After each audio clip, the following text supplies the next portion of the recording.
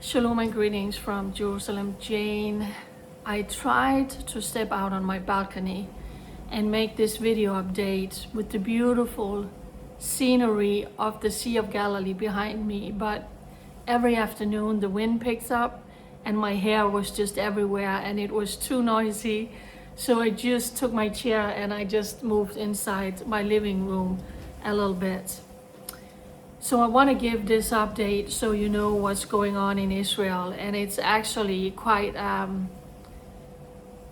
challenging time, a painful time, a traumatizing time.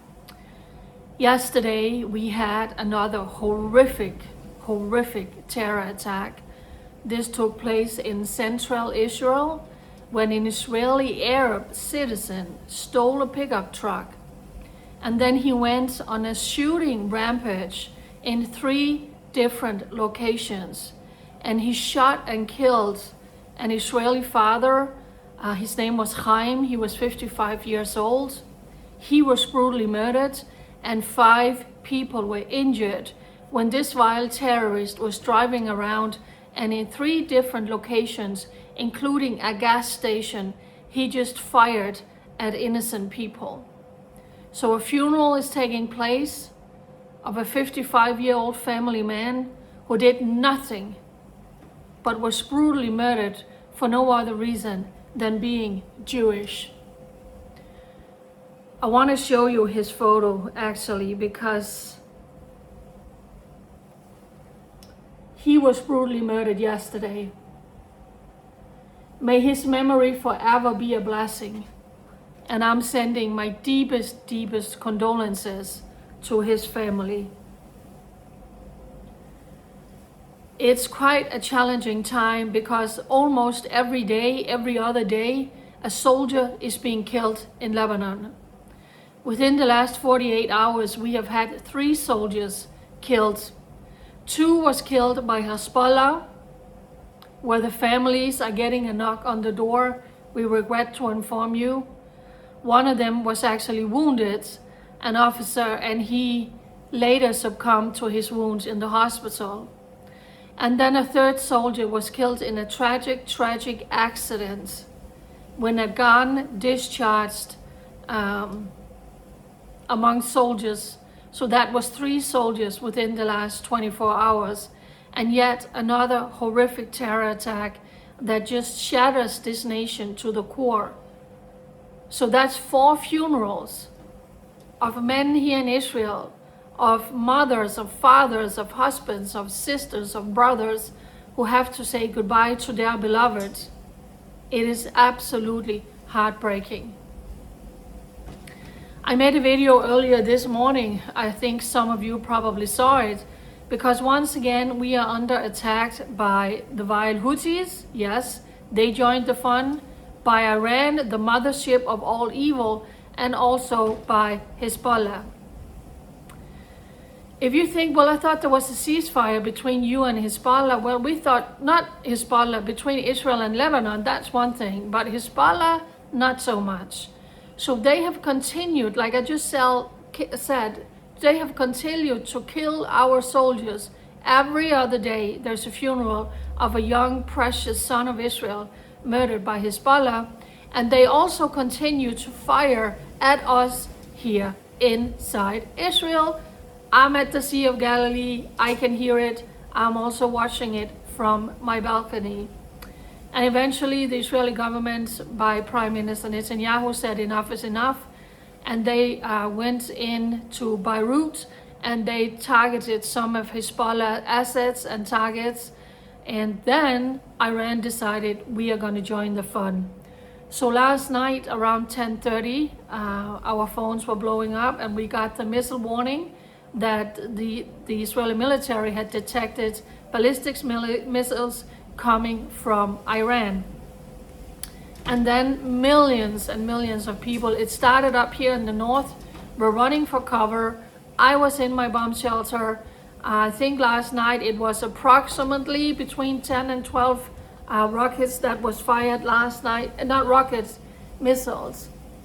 And then we went to sleep, and then we woke up, and then the ballistic missiles now were coming from Yemen. So Yemen has fired, that's the Houthis in Yemen, they have fired 2 ballistic missiles at Israel, and about 22 ballistic missile has so far been fired from Iran. This means schools are out here in Israel, kindergartens are out, hospitals are beginning again to work and go underground.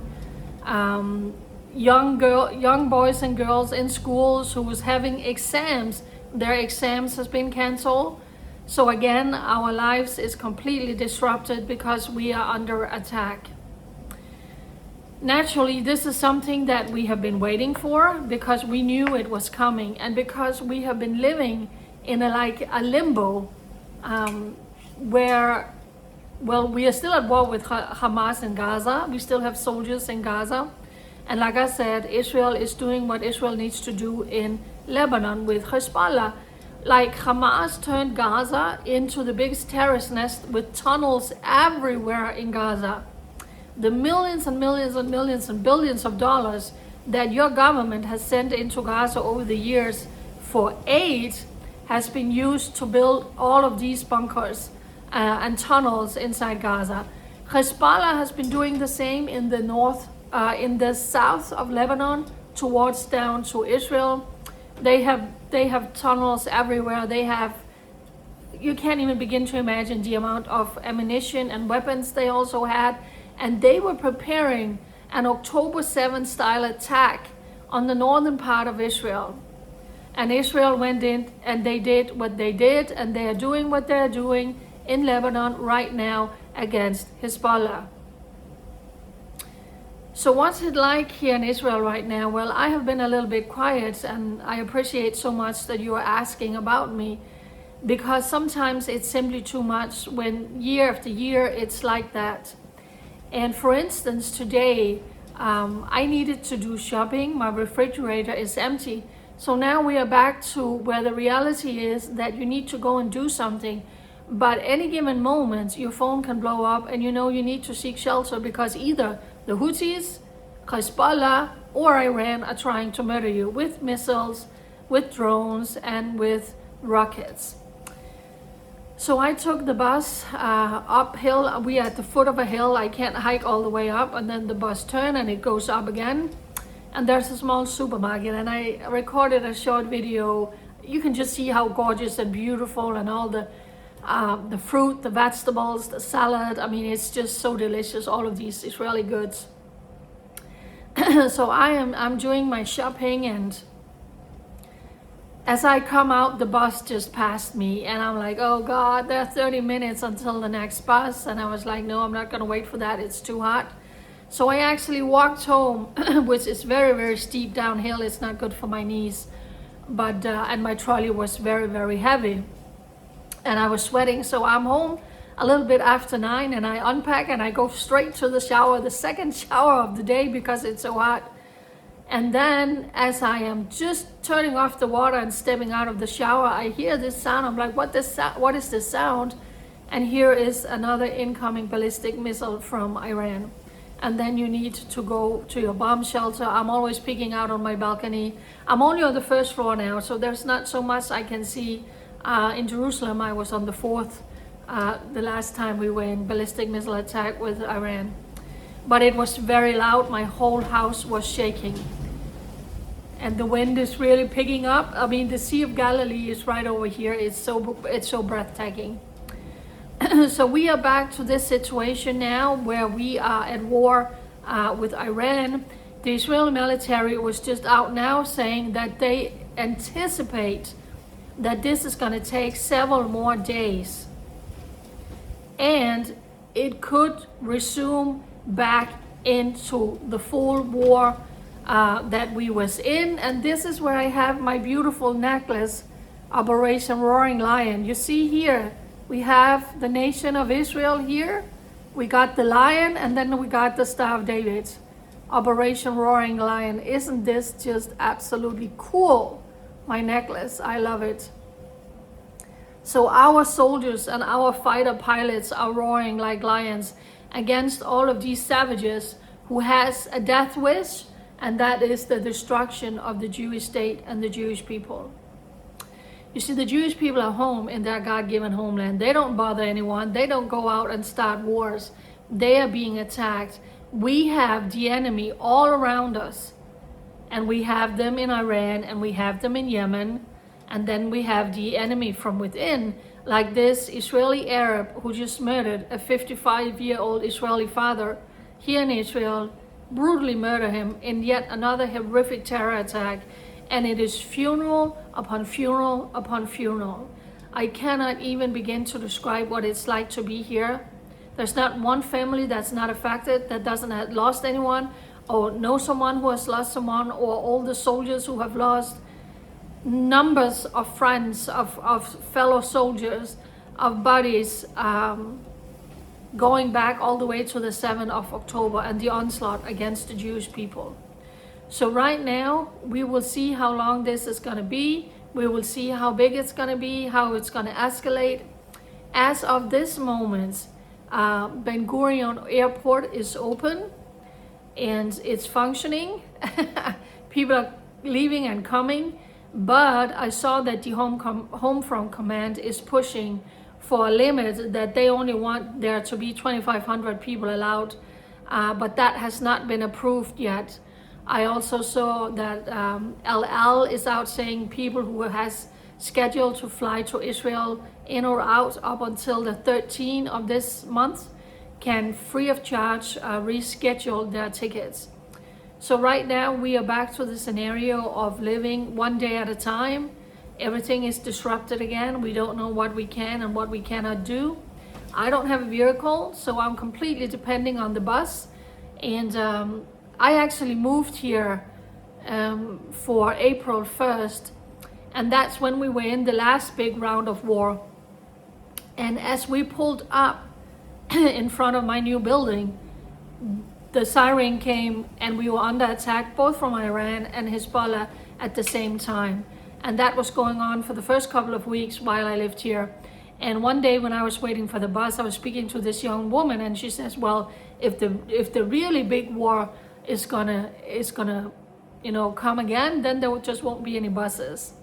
And then someone like me who doesn't drive, then I can't go shopping. So I was thinking, right now everything is unpredictable. Let me just get up and do some shopping. And of course, if I had had a vehicle, I needed to buy a whole lot more, but I couldn't haul it home.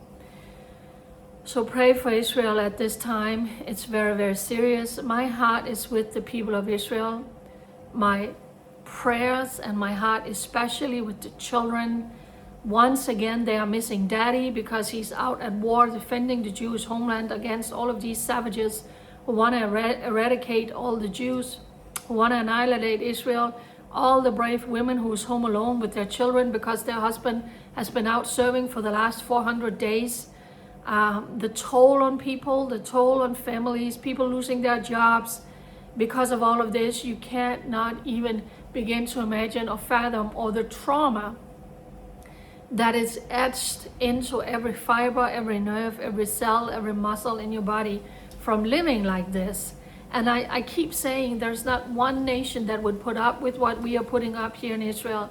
There is not one nation. Israel doesn't need to show restraint or have these ridiculous ceasefires that amounts to nothing. It's just a waste of time because they continue to attack us. So let Israel finish. And if you have any moral around the world, help us to annihilate these savages who want to eradicate us. It's just unbelievable. So yeah, as I'm sitting here looking at the beautiful Sea of Galilee, another day I will make a video out there. But terror attacks, Israelis murdered in terror attacks, Israeli soldiers murdered by Hezbollah in Lebanon, and now ballistic missiles from the mothership of evil, Iran, and her proxies, the Houties and Hezbollah. There is a lot going on for the Holy Land and the people living here. I don't know how they do it, but I don't know how I do it. That's why I'm so impacted, because I have been doing it for 12 years. And my job is to report about it to the best of my ability while I continue to be single and live alone and do everything by myself. So be the watchman on the walls who prays for Israel, who speaks up for Israel, who stands for Israel, who do what the Bible has told you to do, and that is to comfort my people for such a time as this. May God bless you. May God bless and strengthen Benjamin Netanyahu and the Israeli government to do the right thing, and for Israel allies to man up and do the right thing and help us and support us against this as essential threat that is facing us, being at war on numerous fronts. It's unbelievable. So thank you for your prayers for Israel and also for me. Bye.